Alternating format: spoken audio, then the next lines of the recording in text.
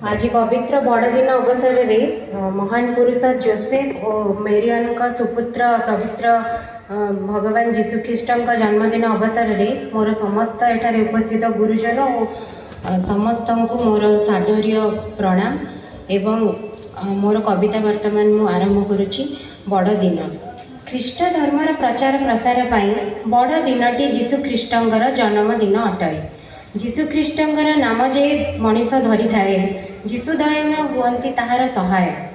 मनभंगा बीणार प्रतिटी सुरभीर जीशुख्रीष्ट अटंती मधुझंकार स्वर। मिछ माया जंजाल प्रभु जीशु ही चिरंतन सत्य। आनंदरे झुमिझुमि जीशु भजन सभिए रत। मरियन को कोଳରେ जीशु जन्म लभई बाइबल ग्रंथर महिमा सबुठी प्रचार कराए।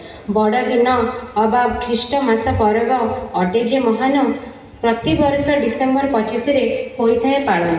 मगुशिर बड़ दिनर सुनसान निझुम चिकमिक राति प्रदीपर शिखा भली मनरे भरी जाए ताकि।